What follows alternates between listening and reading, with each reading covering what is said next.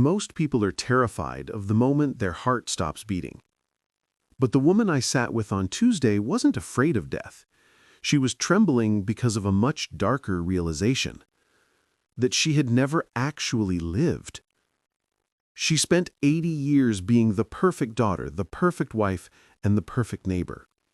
She wore a mask of contentment so tight that somewhere along the way she forgot what her own face actually looked like.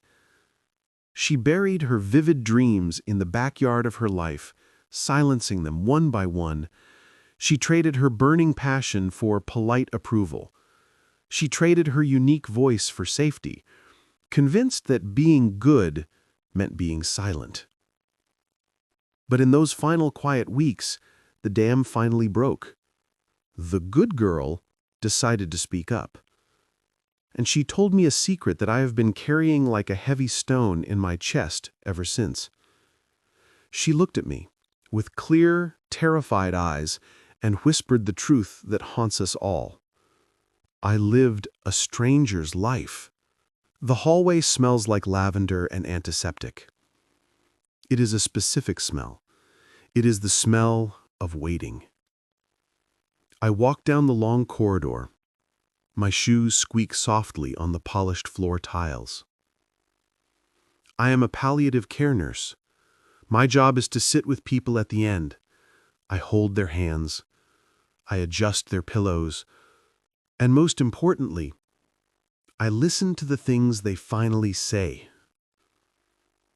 I reach room 4B. The door is open just a crack. I push it gently. The hinges don't make a sound. Inside, everything is perfectly still. The sunlight filters through the beige curtains. Grace is lying in the bed. She is 84 years old, but she looks smaller than that. She looks like a porcelain doll that someone has wrapped in cotton wool to keep safe. Her gray hair is brushed perfectly. Not a single strand is out of place. Her hands are folded neatly on top of the white sheet. Even in her sleep, she is tidy. She is organized. I step into the room. She opens her eyes. They are a pale, watery blue. Immediately, she tries to sit up. She tries to fix her nightgown. She tries to make herself presentable for me. "I am so sorry," she says. Her voice is a whisper. "Did I call for you? I didn't mean to be a bother. I can wait. Please, go help someone who needs it more." This is Grace. She has been here for 3 weeks. And in 3 weeks, she has apologized 100 times. She apologizes for being thirsty. She apologizes for being in pain. She apologizes for existing. "You are not a bother, Grace," I say softly. I pull the chair close to her bed. "How are you feeling today?" I check the monitor. Her heart is slow. She smiles. It is a polite smile. It is the smile you give a neighbor when you don't want to talk about your bad day. It is a shield. Most people in this building complain. They have a right to. They're dying. They scream, they cry, they bargain with God. They're messy and loud and human. But not Grace. Grace is good. She takes her medicine without fuss. She eats her bland food without complaint. She thanks the cleaning staff.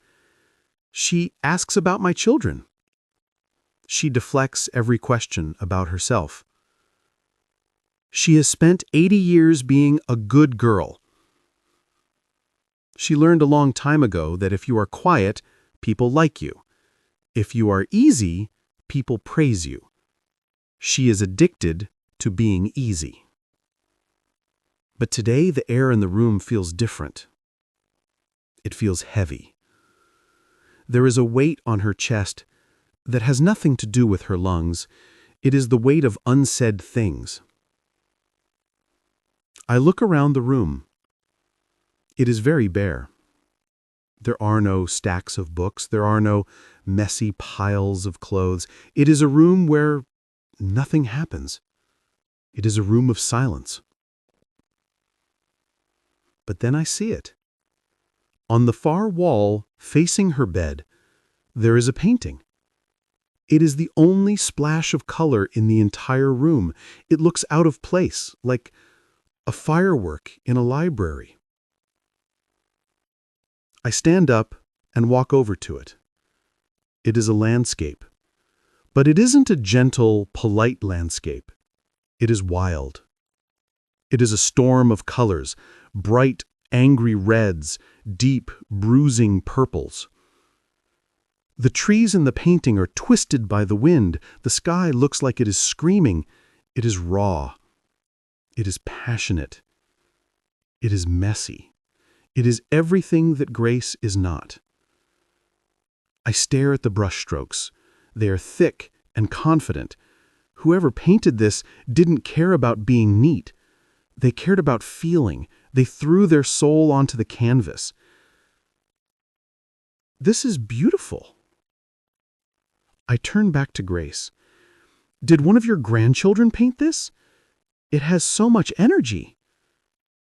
Grace shifts in the bed. She looks down at her hands. Her knuckles are white. She looks embarrassed, as if I have found something scandalous in her room, as if I found a secret. No, she whispers. She doesn't look at me. She looks at the window. They don't have any grandchildren who paint. They're all accountants or lawyers. They're all sensible. Then who gave it to you? It's incredible. It feels so alive. I look back at the swirling colors. It makes the rest of the beige room look dead by comparison. There is a long silence. The machine beeps steadily. Beep, beep, beep. It is the only sound in the world. I wait. I have learned to wait. She closes her eyes. I didn't buy it, she says finally. Her voice is so quiet I have to lean in, and it wasn't a gift. She takes a shaking breath. I painted it. I freeze. I look at the frail woman in the bed. The woman with the perfect hair, the woman who apologizes for breathing. And then I look at the wild, chaotic storm on the wall. You painted this? I ask, my voice is full of shock. I can't help it. The two things don't match. It's like finding out a librarian is a secret rock star. She nods. A tear leaks out of the corner of her eye. It rolls down her cheek and disappears into the pillow.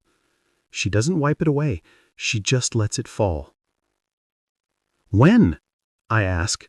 I look at the corner of the canvas. The signature is small.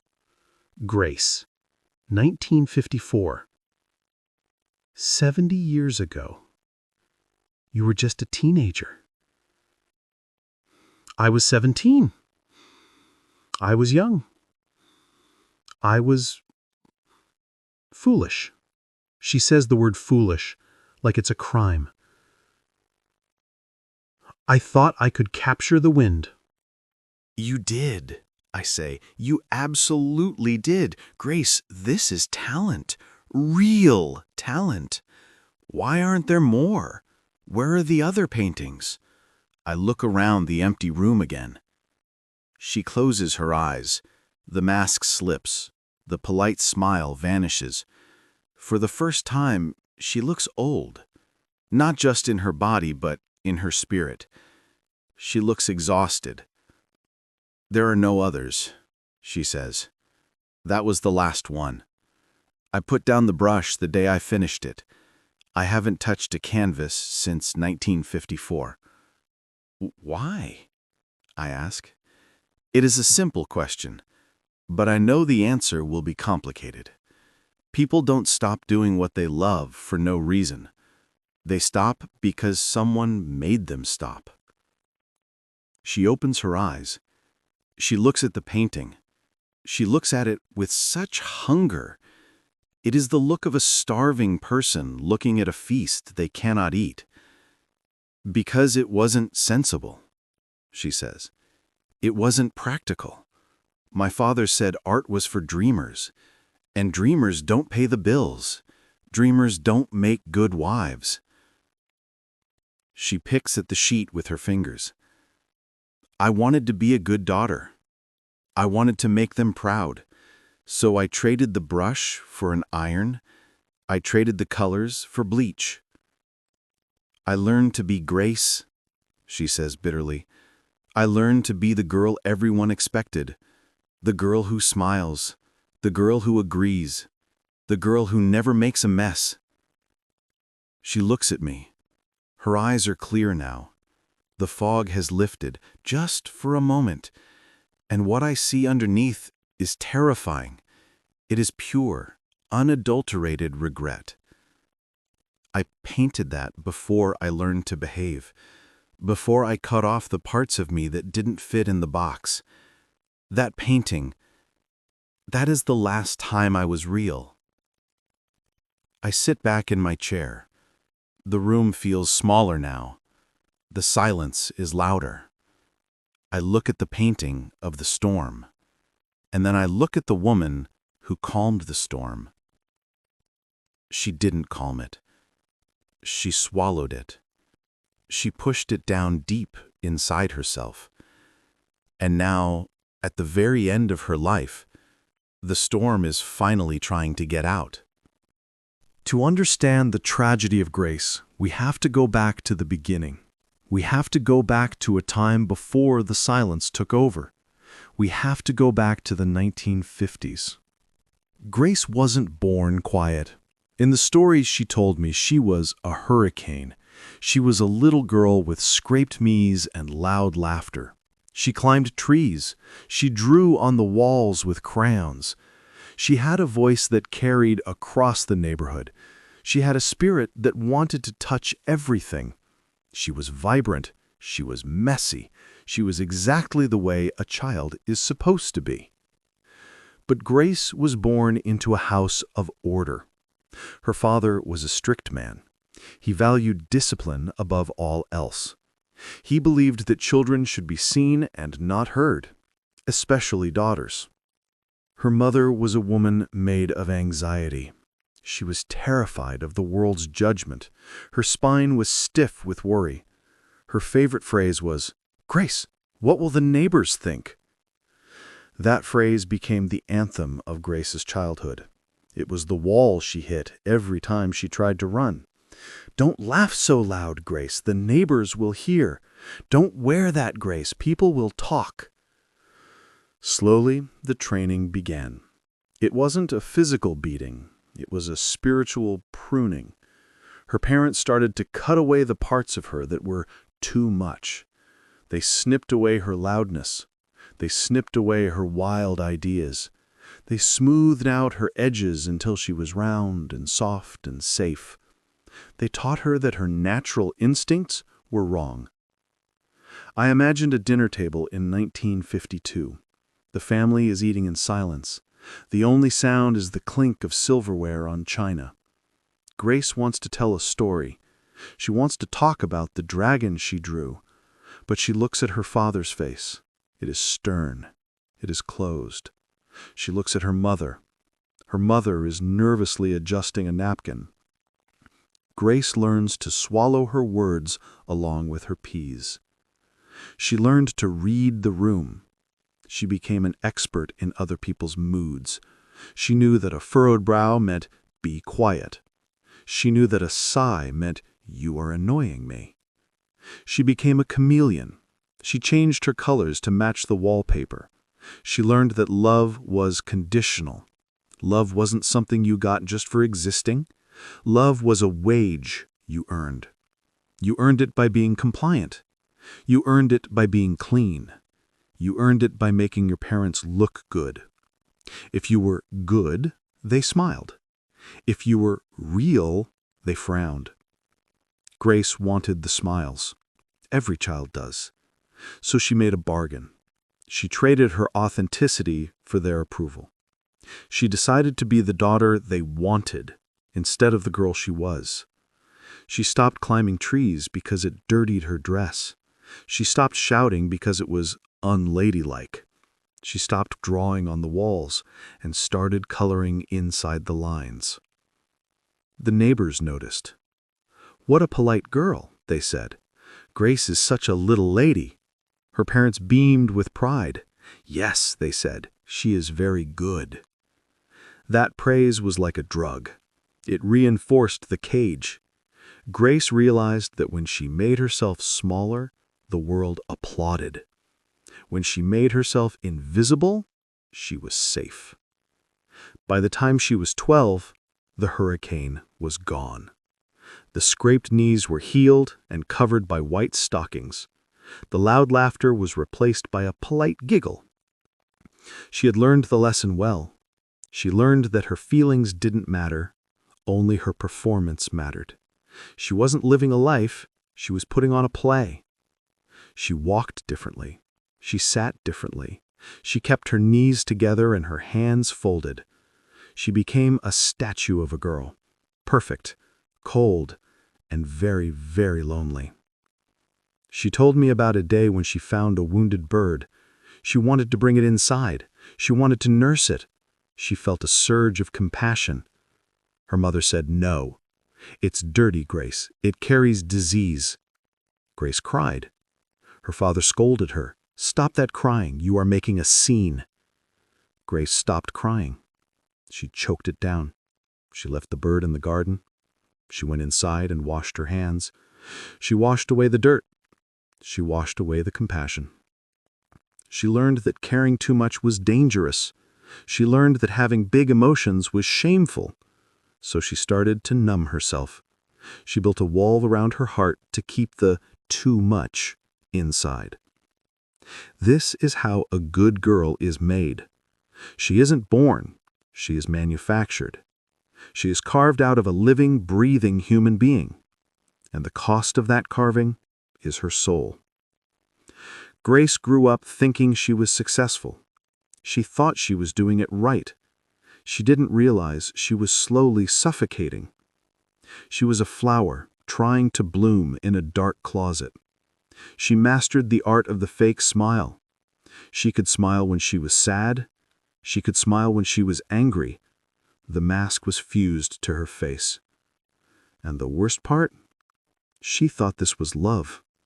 She thought her parents were protecting her. She didn't see that they were terrified of her light. They were dimming her to save their own eyes. So the years went by. The wild girl disappeared, and in her place stood a polite stranger. A stranger named Grace. A stranger who would spend the next 70 years wondering who she really was. The tragedy of Grace's life wasn't a slow fade. It had a specific date. It had a moment of impact. The first death didn't happen in a hospital bed. It happened at a kitchen table. It was 1958. Grace was 17. The pruning of her childhood was complete. But there was one branch left. One wild, stubborn branch that her parents hadn't managed to cut. Her art. She had painted in secret. She hid her canvases under her bed. She stayed up late, painting by candlelight. It was the only time she felt real. It was her rebellion. She had a dream, a big, impossible dream. She wanted to go to art school. She wanted to go to Paris. She wanted to live in a garret and smell like turpentine and freedom. She applied in secret. She put together a portfolio. She mailed it with trembling hands. She didn't tell a soul. She waited. Then the letter came. It was a thick envelope. She opened it by the mailbox. Accepted. She had been accepted to a prestigious program. The door to her life had swung open. Her heart soared. For the first time in her life, she felt powerful. She felt like the hurricane was back. She ran into the house. She forgot to be quiet. "Mama! Papa! Look! Look what I did! She waved the letter in the air. She was glowing. She was 17, and the world was hers. Her father was sitting at the kitchen table. He was reading the newspaper. He lowered the paper slowly. He looked at her flushed face. He didn't smile. "What is this, Grace?" he asked. His voice was calm. It was the voice of authority. It was the voice of God in her house. She put the letter on the table. "I got into art school in Paris. They want me. They think I'm good." Her voice shook with excitement. Her father picked up the letter. He put on his reading glasses. He read it slowly. The silence in the kitchen was thick. The clock on the wall ticked. Tick, tick, tick. Her mother stood by the sink. She was wiping a dish. She looked anxious. She looked at her husband, waiting for his cue. Her father folded the letter. He took off his glasses. He looked at Grace. He didn't look angry. He looked disappointed. He looked pitiful. "Grace," he said, "be sensible." Those 2 words, be sensible. They were heavier than bricks. They were a judgment. Art is a hobby. It is not a life. Paris is a fantasy. It is not a place for a young woman like you. "But I have talent," Grace whispered. The glow was fading. The fear was creeping back in. "They said I have talent." "Talent doesn't pay the bills. Talent doesn't make a home. You are a woman, Grace. You need security. You need a husband. You need a future." "This is a dead end," he said, tapping the letter. "It is a selfish dream. Who will take care of you? Do you want to starve in a gutter?" He wasn't shouting. He was reasoning. He was using logic to crush her soul. He was painting her dream as a nightmare. He was making her feel foolish for wanting it. Grace looked at her mother. She wanted support. She wanted her mother to say, "Go, fly." But her mother just looked down at the dish. "Father is right, Grace," she said softly. "It's too far away. What would people say? A girl running off to Paris alone? It isn't done." The walls closed in. The trap snapped shut. Grace stood there, holding her dream in her hands. She felt the weight of their expectation. She had a choice.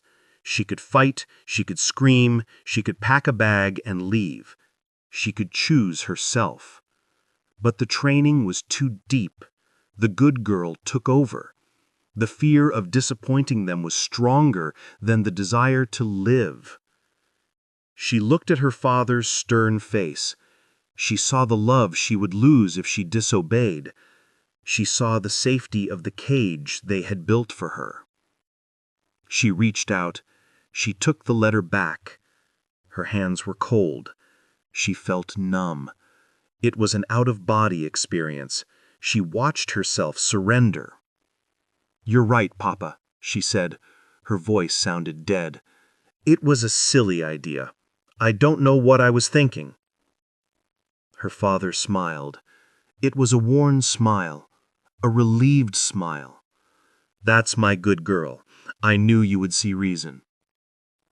We just want what is best for you." What is best for you? The ultimate lie. They wanted what was comfortable for them. They wanted to keep her close. They wanted to keep her safe. Grace walked over to the trash can. She held the letter over the bin. The letter that said she was special. The letter that said she was an artist. She tore it in half. The sound of the paper tearing was loud. Rip! It sounded like a bone breaking. It sounded like a heart snapping. She tore it again and again. She dropped the pieces into the trash on top of the coffee grounds and potato peels. She turned around. She smiled at her parents. The mask slid back into place. "What's for dinner?" she asked. That night, she went to her room. She took out her paints. She took out the canvas of the storm, the one hanging in her hospital room today. She painted for hours. She poured all her grief, all her anger, all her lost Paris into that canvas. She finished it as the sun came up. Then she washed her brushes. She put them in a box. She put the box in the back of her closet. She closed the door. She buried the artist that night. She held a funeral for herself, and no one else even noticed. She came out of that room the next morning as a ghost. This was the first death. The body kept living for another 60 years. But the spark, the fire, that died in 1958, in a kitchen, under the weight of being sensible.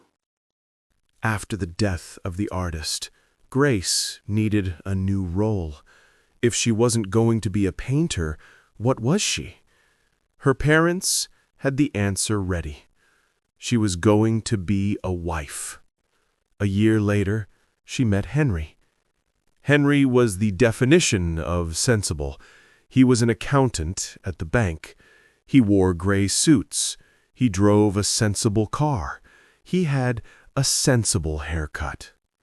He wasn't cruel. He wasn't mean. He was just beige. He was safe. He was exactly the kind of man her father approved of. He came to dinner on Sundays. He shook her father's hand firmly. He complimented her mother's roast beef. He asked Grace about the weather. There was no fire. When he touched her hand, she didn't feel electricity. She felt nothing. It was like shaking hands with a polite stranger. But her parents were thrilled. "He is a good provider," her mother whispered. "He comes from a good family," her father said. "You will be safe with him." Safe. That was the word.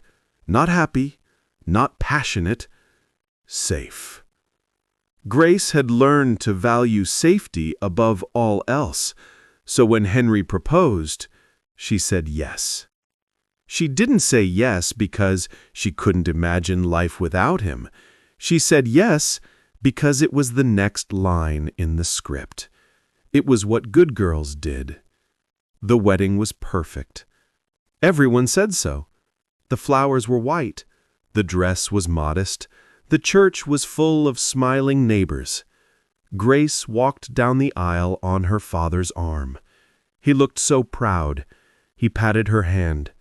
"You made the right choice," he whispered. Grace looked at Henry waiting at the altar. He looked nervous and kind. She felt a wave of nausea. She felt like she was walking toward a prison cell. But she kept walking. She kept smiling. She said the vows. "I do." 2 little words that sealed her fate. She promised to love, honor, and obey. She moved into Henry's house. It was a nice house. It was clean. It was orderly. It became her world. She fell into the routine of being Mrs. Henry Miller. She learned to iron his shirts just the way he liked, heavy starch on the collar, no creases. She learned to cook the food he liked, meat and potatoes, nothing spicy, nothing adventurous. Henry didn't like surprises. She hosted the dinner parties. She put on her pearls. She made the hors d'oeuvres. She poured the drinks. She laughed at the men's jokes, even when they weren't funny. She played the role perfectly. The other wives envied her. "Grace keeps such a lovely home," they said. Grace is so organized." They didn't see the emptiness. They didn't see that Grace felt like she was living underwater. Everything was muffled. Everything was slow.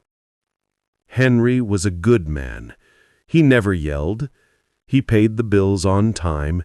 He remembered their anniversary. He bought her practical gifts, a vacuum cleaner, a sewing machine.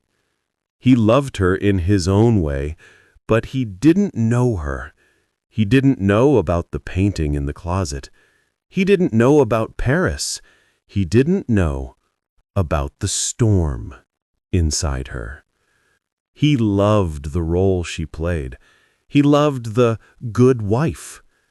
If she had shown him her true self, he would have been terrified. So she hid. She hid in plain sight. She sat across from him at the breakfast table every morning for 40 years. They talked about the news. They talked about the garden. They never talked about their souls. At night, lying in bed next to him, Grace would feel it. The phantom limb. The missing piece of herself. It ached. It was a dull, throbbing pain in her chest. She would look at Henry sleeping beside her. She would listen to his steady breathing, and she would feel a terrible guilt. "He is a good man," she would tell herself. "I should be grateful. I have a roof over my head. I have food. I am safe." But gratitude is not the same as joy.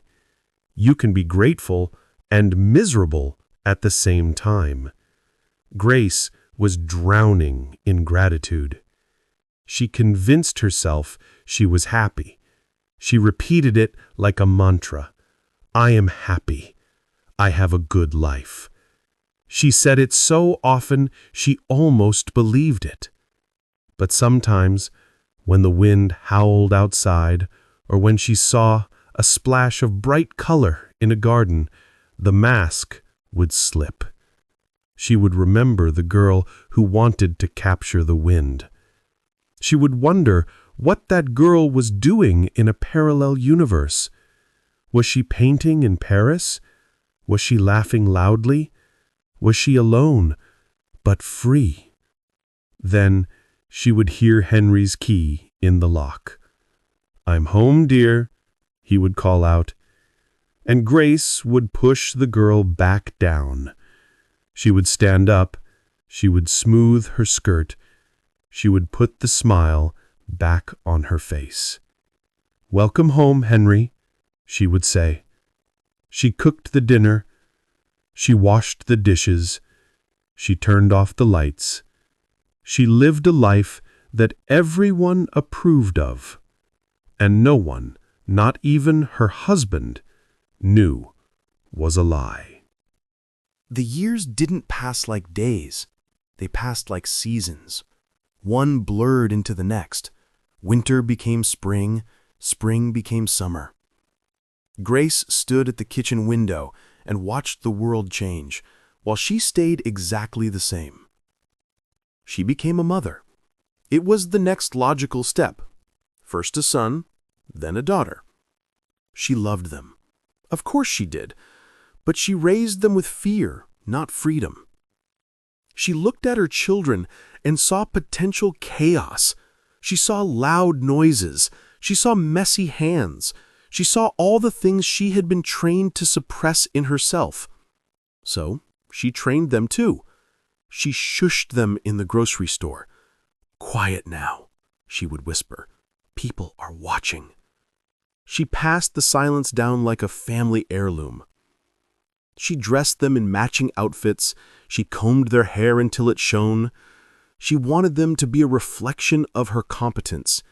If they were perfect, then she was perfect. She was building a masterpiece, but the masterpiece wasn't a painting. It was a reputation. She wanted the neighbors to say, "Look at Grace's family. Aren't they lovely?" And they did. The neighbors praised her. The church praised her. She was the head of the bake sale committee. She was the secretary of the garden club. She was the glue that held the beige world together. But inside the house, the air was thin. It was hard to breathe. There was no room for big emotions. If the children cried, they were sent to their rooms to compose themselves. Grace didn't know how to handle sadness. She didn't know how to handle anger. She only knew how to handle order. So she swept the feelings under the rug along with the dust. The decades rolled on. The 60s happened. The world was changing outside her window. Women were burning bras. People were marching in the streets. The world was exploding with color. But inside Grace's house, it was still 1955. The furniture was still sensible. The dinner was still on the table at 6. The revolution stopped at her front door. She watched the news with Henry. She saw the hippies. She saw the artists. She felt a strange mixture of judgment and jealousy. "Look at those fools," Henry would say. "Yes," Grace would agree. "So irresponsible." But deep down, a tiny part of her wanted to run out and join them. She wanted to wear flowers in her hair. She wanted to scream. But she didn't scream. She ironed. She ironed Henry's shirts until the steam filled the room. She ironed out the wrinkles in the fabric, and she ironed out the wrinkles in her soul. She became an expert at small talk. She could talk for hours without saying anything real. She talked about the weather, the price of milk, the new curtains in the parish hall. She hosted dinner parties. She put out the good silver. She lit the candles. She poured the wine. She sat at the head of the table and smiled until her jaw ached. She felt like she was watching herself from the ceiling. She saw a woman who looked like Grace, a woman who sounded like Grace, but the woman was a robot. "Everything is delicious, Grace. You are such a wonderful hostess." Grace would nod. "Thank you," she would say. "I tried a new recipe." Inside, she was screaming. "I am not a hostess. I am a painter. I have storms inside me." But the scream never reached her lips. It stayed trapped in her throat. She started to feel invisible. It was a strange sensation. People looked at her, but they didn't see her. They saw the role she played, the mother, the wife, the hostess. If she walked out of the room, nothing changed. The conversation continued. She was a piece of furniture. Essential, perhaps, but silent. Her children grew up. They left home. They went to sensible colleges. They got sensible jobs. They married sensible people. The cycle continued. Grace was proud of them, but she also felt a strange disappointment. She had raised them to be safe, and they were safe. But were they alive? She looked at her daughter one day. Her daughter was complaining about her own laundry, about her own husband. Grace saw the same dull look in her daughter's eyes. She realized with horror that she had taught her daughter how to build a cage. She had handed her the blueprints, and now her daughter was locking herself inside just like Grace. The house grew quiet. The children were gone. It was just Grace and Henry, two strangers living in a museum of a marriage. They sat in the living room in the evenings. Henry read his book. Grace did her needlepoint. The clock ticked on the mantelpiece. Tick, tick, tick. It was the sound of time running out. It was the sound of a life being wasted second by second. Grace stitched flowers onto a pillow. Neat, tiny stitches. She wondered if this was it. Was this the whole story? You are born, you behave, you die. Was there no plot twist? Was there no climax? She looked at Henry. He was a good man. He was content. He had his job. He had his routine. He didn't need anything else. Grace envied him. She wished she could be content with the beige world. She wished she didn't have the hunger. But the hunger was always there, gnawing at her bones. She felt ungrateful. I have everything, she told herself. I have a nice house. I have health. Why am I so unhappy? She didn't know that safety is not enough for a human soul. We're not meant to be safe.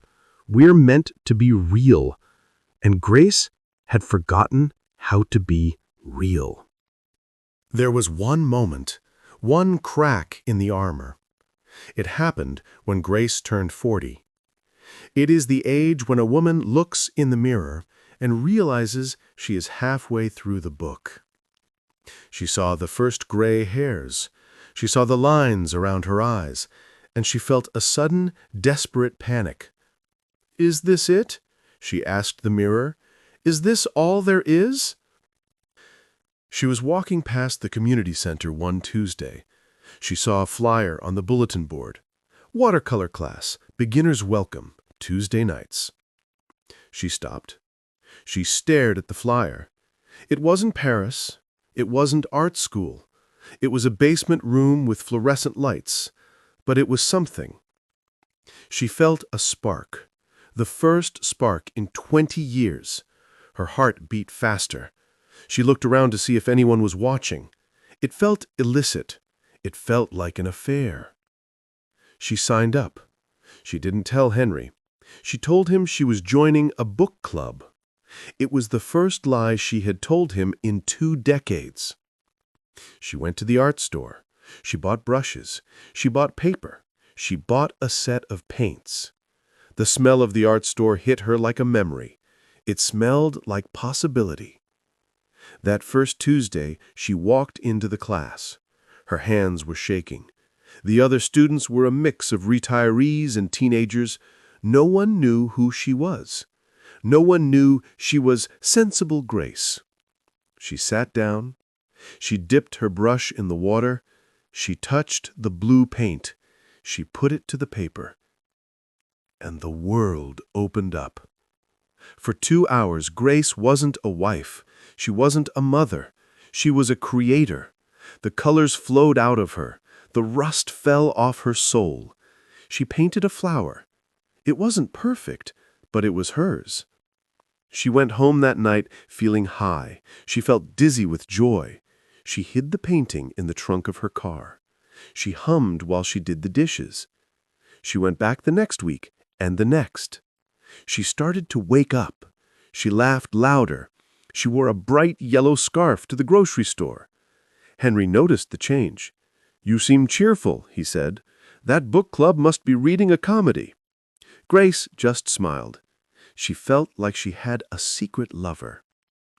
Then came the mistake. She got confident. She got careless. She brought a painting inside the house to dry. It was a landscape, a meadow in the rain. She left it on the dining table. She thought she would move it before Henry got home. But Henry came home early. She walked into the dining room. Henry was standing there. He was holding the painting. Grace froze. Her heart hammered against her ribs. "What is this?" Henry asked. He wasn't angry. He looked amused. "I painted it," Grace said. Her voice was small. She waited for the verdict. Henry chuckled. He shook his head. "Well, it's certainly colorful." He put it down. "My wife, the Bohemian." He laughed. It wasn't a cruel laugh. It was a dismissive laugh. It was the laugh you give a child who plays dress-up.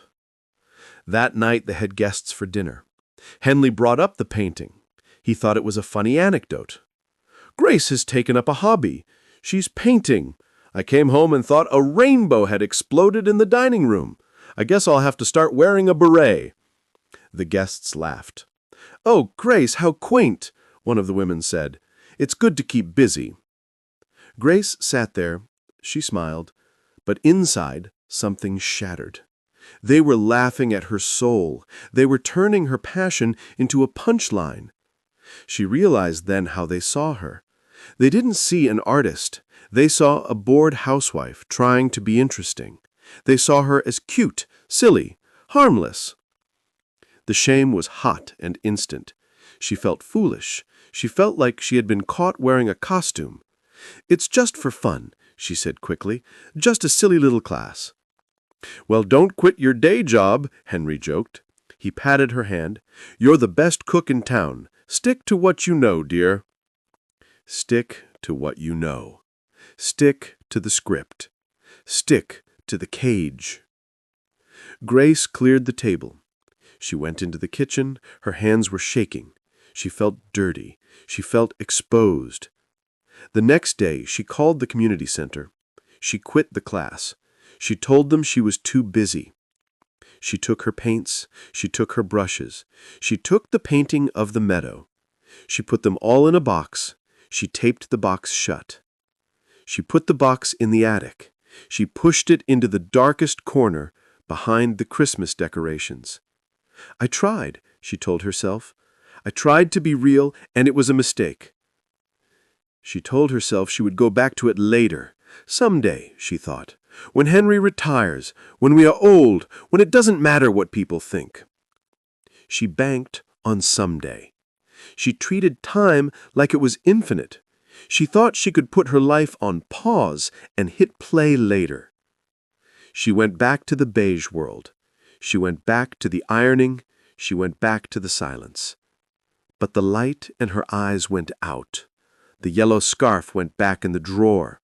The humming stopped. She had peeked through the door of her cage. She had smelled the fresh air, and then she had walked back inside and locked the door herself, because the cage was safe, and the laughter of the dinner guests had proved that the outside world was cruel. She chose safety. Again. And the whispers in the night got quieter and quieter, until she couldn't hear them at all. Life has a cruel sense of humor. It waits until you think you have time, and then it pulls the rug out. Henry died when Grace was 78. It was a heart attack. Sudden. Quick. He died mowing the lawn. He died doing exactly what he was supposed to be doing. Grace grieved. She missed his presence. She missed the routine. But underneath the grief, there was a tiny, terrifying seed of relief. She was free. The house was hers. The schedule was hers. There was no one to cook for, no one to iron for, no one to judge her. She looked around the empty house. "Now," she whispered, "now I can live." She started to plan. She got brochures for Paris. She looked at art classes again. She thought about painting the living room bright blue. She told herself she needed a year to mourn. It wouldn't be right to travel yet, she thought. The neighbors would talk. Even with Henry gone, the neighbors were still in her head. So she waited. She waited for the right time. She waited for permission. She waited for the courage to arrive in the mail. 2 years passed. Grace was 80. She finally booked a ticket. Not to Paris. That felt too big. She booked a trip to Italy, a painting tour. She bought new luggage. She felt a flicker of the old excitement. Finally, she thought, my life is starting. Then came the cough. It started small, just a tickle in her throat. She thought it was allergies. She drank tea with honey. She ignored it. But it didn't go away. It got deeper. It settled in her chest. She started to feel tired, not just sleepy, but bone-weary. Lifting the teapot felt like lifting a boulder. She went to the doctor, just to be safe, just to get some antibiotics before her trip. The doctor was a young man. He looked at her chart. He listened to her chest. He frowned. "I want to send you for an X-ray, Grace," he said, "just to be sure." She went for the X-ray. She sat in the cold waiting room. She looked at a magazine. She wasn't worried. She was Grace. She was healthy. She was sensible. She went back for the results a week later. The young doctor wasn't smiling. He asked her to sit down. "Grace," he said, "we found something." He showed her the image. Her lungs.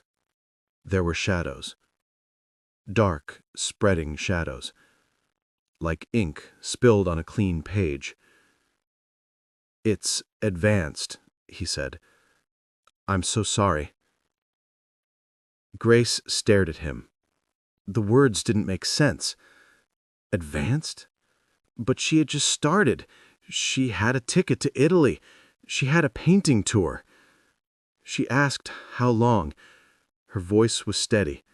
She was still polite. She was still a good girl. He said, 6 months, maybe less.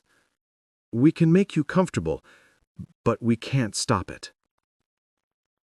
6 months.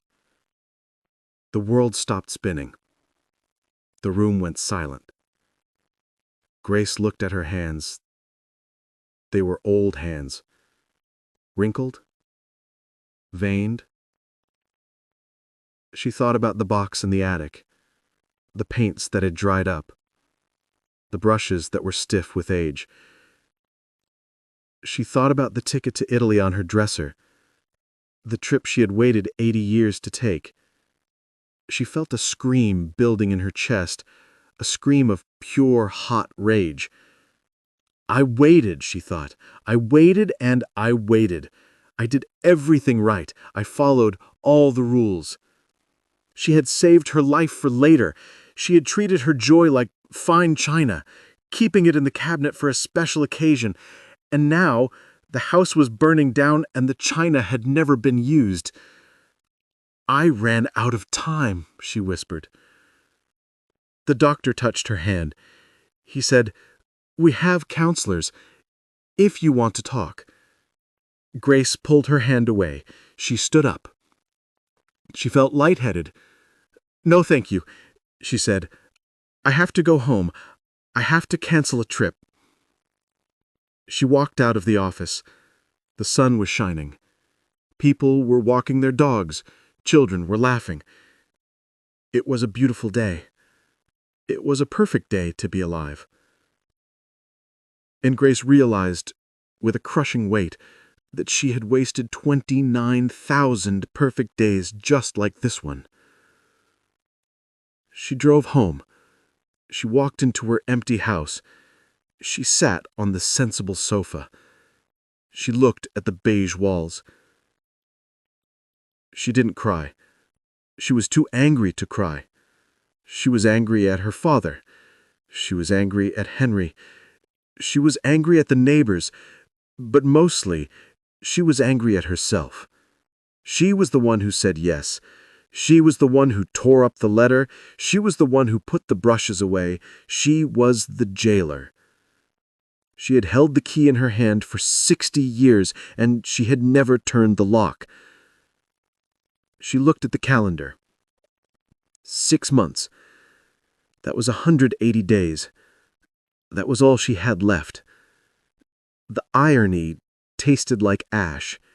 She finally had the freedom. She finally had the courage, but she didn't have the time.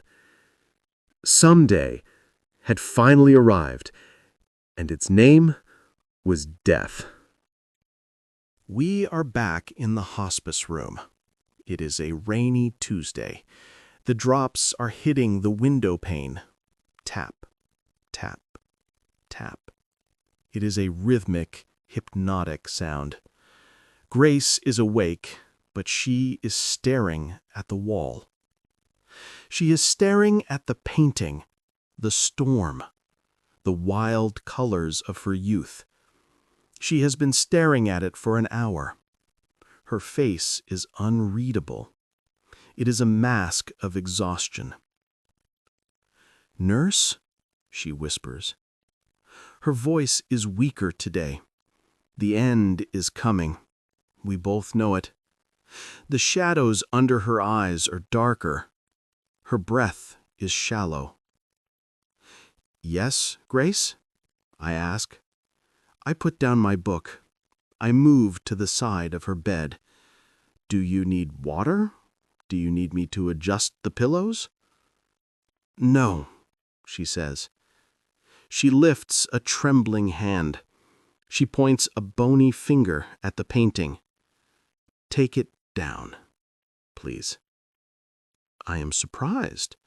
"Take it down?" I ask. "But you said it was the only real thing in the room. You said it was your soul." "That is why," she says. "It hurts to look at it. It is mocking me. It is shouting at me." Her voice cracks. "Please, I can't stand it anymore. Turn it around." I stand up. I walk over to the painting. I lift it off the hook. It feels light in my hands. A piece of canvas, a wooden frame. But to Grace, it weighs 1,000 pounds. I turn it around. I lean it against the wall. The colors are hidden now. Only the brown backing is visible. The room instantly feels drab. It feels lifeless. Grace lets out a long breath. "Thank you," she whispers. "It is better this way. It is quieter." "Grace," I say gently, "talk to me. What are you thinking about? What is going through your mind right now?" She closes her eyes. "I am doing the math," she says. "I am reviewing the ledger. And I am bankrupt. I spent 84 years worrying about the audience. I worried about what my father thought. I worried about what Henry thought. I worried about the neighbors. I dressed for them. I spoke for them. I made decisions based on their applause. I wanted them to clap. I wanted them to say, 'Good job, Grace.' But here is the joke. A cruel, terrible joke. My father has been dead for 30 years. Henry has been dead for 6. The neighbors I tried to impress, most of them are in the ground too.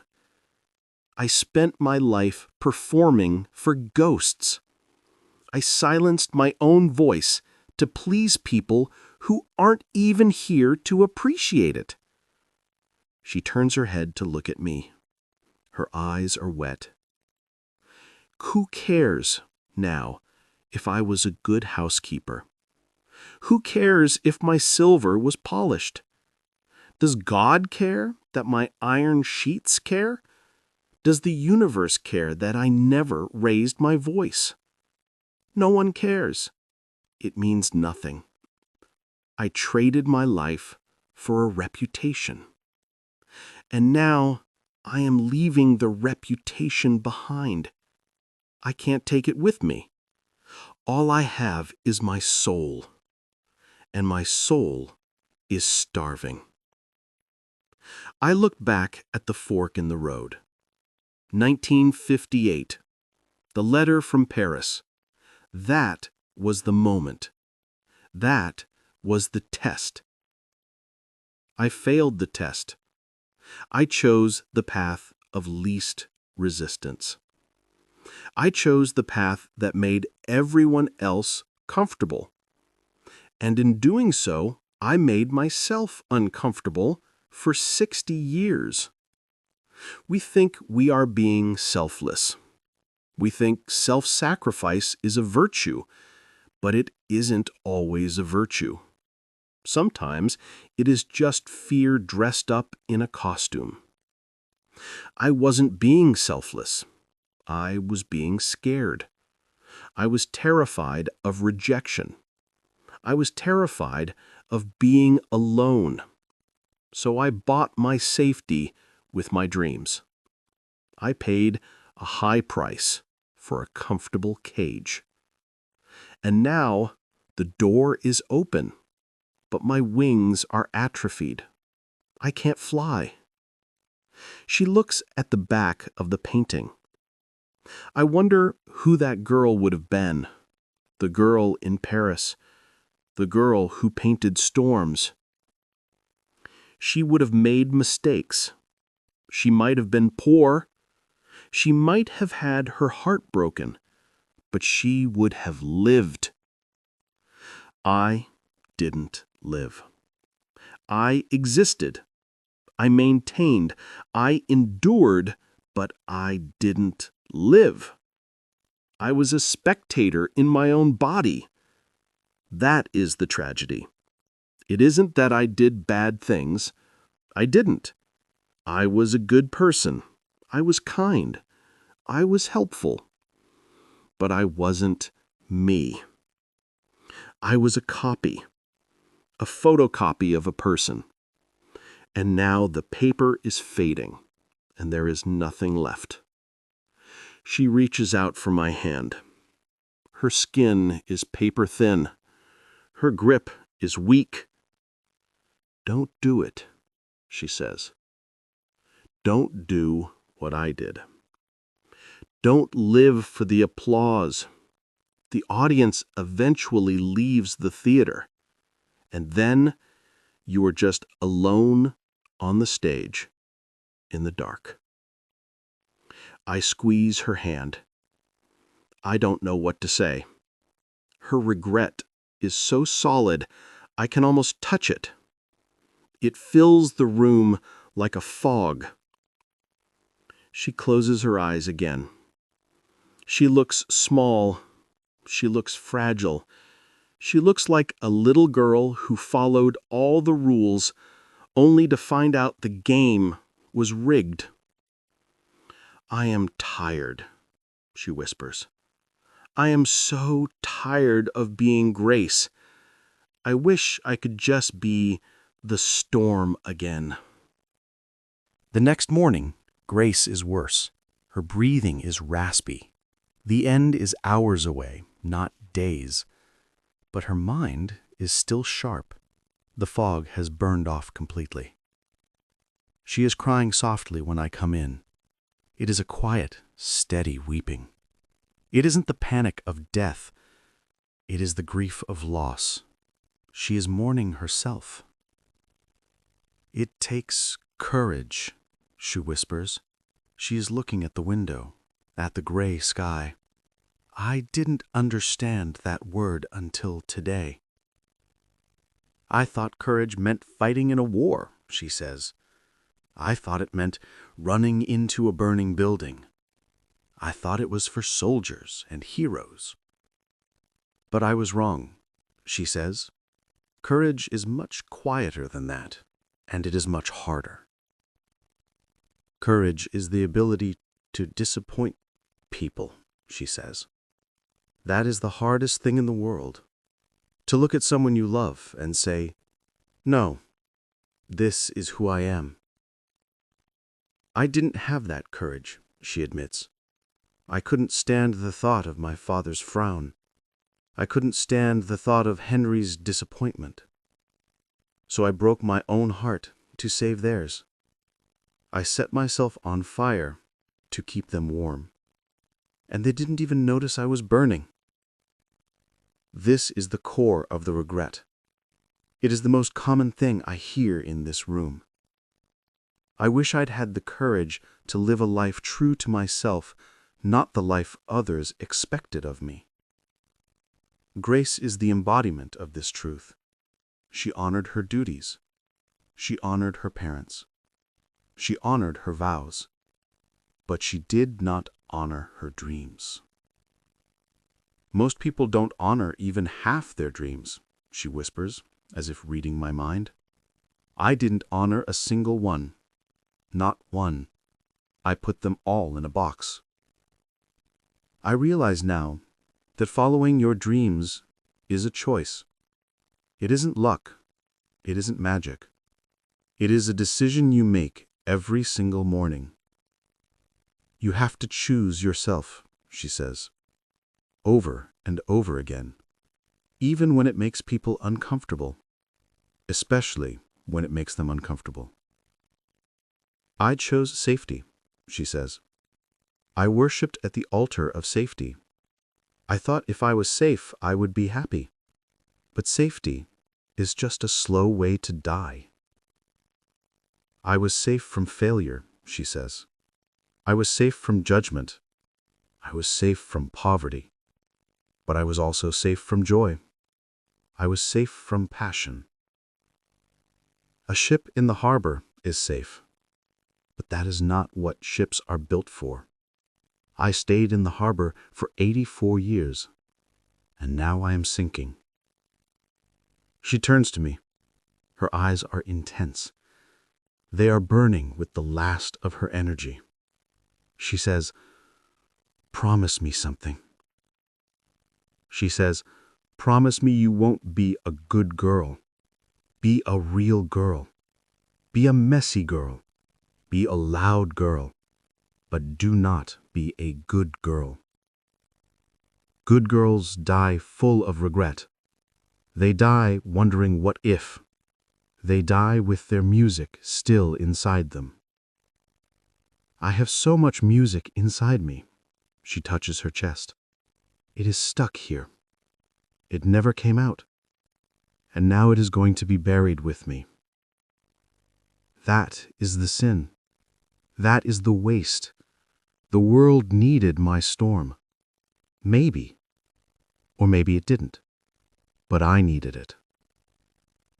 I needed to paint. I needed to see Paris. I needed to know if I was any good. The not knowing. That is the torture. I am dying with a question mark over my life, instead of an exclamation point. I am dying as a maybe. She starts to cough. It is a wet, heavy cough. I help her sit up. I give her water. She sips it slowly. It is too late for me. The clock has run out. I can't go back to 1958. I can't glue the letter back together. But it isn't too late for you. She looks at me. And it isn't too late for anyone listening. Tell them. Tell them my story. Tell them about the beige house. Tell them about the ironed shirts. Tell them that being sensible is a trap. Tell them to run. Tell them to paint the walls. Tell them to scream. Tell them that the only thing worse than dying is realizing you never really lived. She closes her eyes. She is exhausted. The confession has drained her. But she looks lighter. She has spoken the truth finally. I was a coward, she whispers one last time. But at least, at the very end, I was honest. Grace died 3 hours later. It was peaceful. The sun had come out. The rain had stopped. The light in the room was golden. She didn't say anything else. She just drifted away. Her breathing got slower and slower. In, out, and then just silence. The machine flatlined. A long, steady tone. Beep.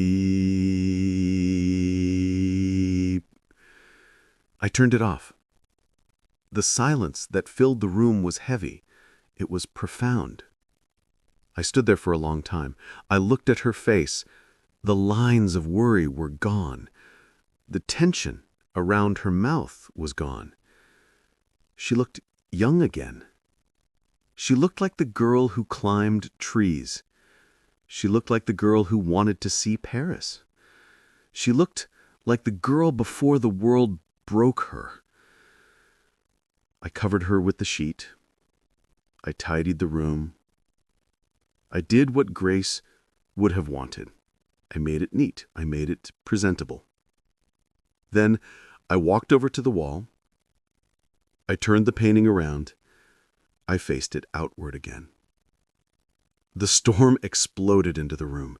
The reds and purples, the wind, the energy. It was so vibrant it almost hurt my eyes. It was the only evidence left. The only proof that Grace had been more than a housewife. The only proof that she had a soul of fire.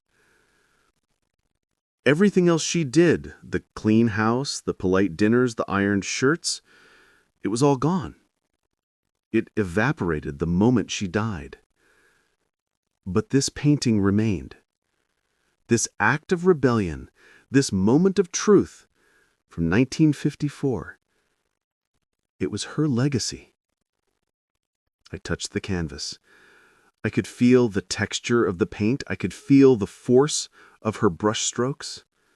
She was alive in this painting. I thought about her regret, the most common regret of all. I wish I'd had the courage to live a life true to myself. It echoed in the empty room. It bounced off the beige walls. It was a warning. It was a scream from the grave. How many of us are like Grace? How many of us are tearing up our acceptance letters? How many of us are putting our brushes in a box? How many of us are saying yes when we want to say no? How many of us are living for an audience that doesn't care? We think we have time. Grace thought she had time. She thought she would paint someday. She thought she would travel later. But later is a lie. Someday is a myth. There is only now. There is only this messy, terrifying, beautiful moment. Grace died with her song unsung. She died with her colors in a box. She died a good girl. Don't be Grace. Look at your life. Look at the choices you are making. Are they yours? Or are they your father's, your partner's, your neighbor's? Are you painting your own picture?